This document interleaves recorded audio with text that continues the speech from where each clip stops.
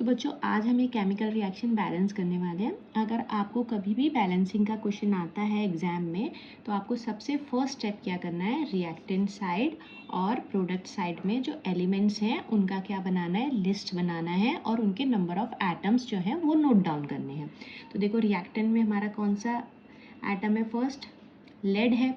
अब आप सेकेंड देखो, ये क्या है, नाइट्रेट ग्रुप है। अगर आपका कभी भी किसी केमिकल इक्वेशन में हमारा कोई पॉलीएटॉमिक आयन रिएक्टेंट में भी है और प्रोडक्ट में भी है, ध्यान रखना है रिएक्टेंट में भी है और प्रोडक्ट में भी है, तो हम उसे एज अ ग्रुप ही बैलेंस कर सकते हैं। हमें नाइट्रोजन और ऑक्सीजन को अलग अलग बैलेंस करने की यहाँ पे ज़रूरत नहीं है, अगर वो रिएक्टेंट में भी है और प्रोडक्ट में भी है ओनली देन। ठीक है, नेक्स्ट क्या है हमारा यहाँ पे, पोटेशियम और क्या है, आयोडीन। अब इनके number of atoms note down करेंगे हम। लेड कितना है, यहाँ 1 है, यहाँ कोई नंबर नहीं है, इसका मतलब लेड 1 है। प्रोडक्ट में कितना है, 1 है। नाइट्रेट कितना है हमारा, रिएक्टेंट में 2 है, यहाँ पूरा ब्रैकेट के बाहर 2 है, इसका मतलब 2 है। प्रोडक्ट में कितना है, 1 है। पोटेशियम रिएक्टेंट में 1 है, प्रोडक्ट में भी 1 है। आयोडीन रिएक्टेंट में कितना है, 1 है और प्रोडक्ट में 2 है। अब ये देख के आपको ये चीज़ तो बहुत क्लियर हो रही होगी क्या, कि हाँ जो रिएक्टेंट में और प्रोडक्ट में जो नंबर ऑफ एटम्स हैं वो इक्वल नहीं है, ठीक है ना। तो हमें क्या करना है, बैलेंसिंग में इनको हमें इक्वल करना है। जब भी आप बैलेंसिंग करते हो बेटा तो आपको एक चीज़ ध्यान रखनी है, बैलेंसिंग के टाइम पे आप सबसे पहले मेटल्स को देखोगे और बैलेंस करोगे, ठीक है। उसके बाद में आप नॉन मेटल्स देखोगे, उन्हें बैलेंस करोगे, फिर आप ऑक्सीजन देखोगे और देन लास्ट में हाइड्रोजन।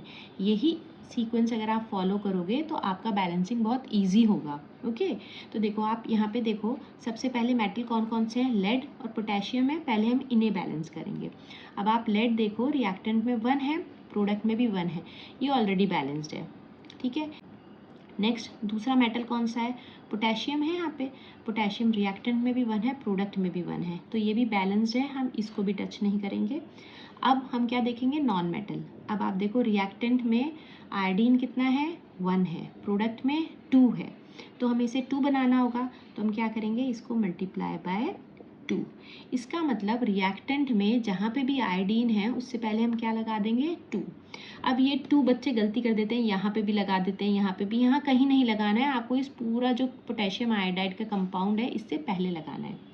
जब आप इससे पहले 2 लगाओगे तो ये 2 तो पोटेशियम से भी होगा और आयोडीन से भी मल्टीप्लाई होगा, तो अब क्या होगा, आयोडीन से तो हमने कर दिया, अब हमें इससे पोटेशियम को भी क्या करना पड़ेगा, 2 करना पड़ेगा। अब एक चीज़ आपको हमेशा ध्यान रखनी है, जब भी आप किसी नंबर से पूरा इक्वेशन में मल्टीप्लाई करने हैं तो आपको वापस से सारे जो नंबर ऑफ एटम्स है वो चेक करने हैं, मेटल, नॉन मेटल, ऑक्सीजन और हाइड्रोजन, इसी सीक्वेंस में। तो अब हम वापस से सबको चेक करेंगे। लेड 1 1 बैलेंस्ड है।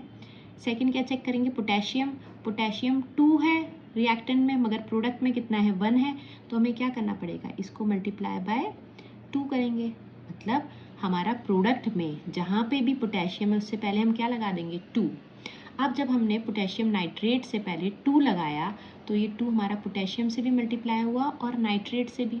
ओके, तो अब हमें क्या करना पड़ेगा, ये जो नाइट्रेट है, ये है ना नाइट्रेट, इससे पहले भी हम 2 लगाया है तो ये 2 हो गया हमारा, ठीक है। अब हमने वापस मल्टीप्लाई किया है तो हमें क्या करना है, वापस से सारे जो एलिमेंट्स हैं इनके नंबर ऑफ एटम्स चेक करने हैं इसी सीक्वेंस में, मेटल, नॉन मेटल, ऑक्सीजन और हाइड्रोजन। ओके, अब देखो मेटल, लेड 1 1, ये हमारा क्या है, बैलेंस्ड है। पोटेशियम 2 2, ये भी बैलेंस्ड है। आयोडीन 2 2, ये भी बैलेंस्ड है। नाइट्रेट 2 2, ये भी बैलेंस्ड है। तो ये हमारा रिएक्शन जो है क्या हो गया है, बैलेंस हो गया है।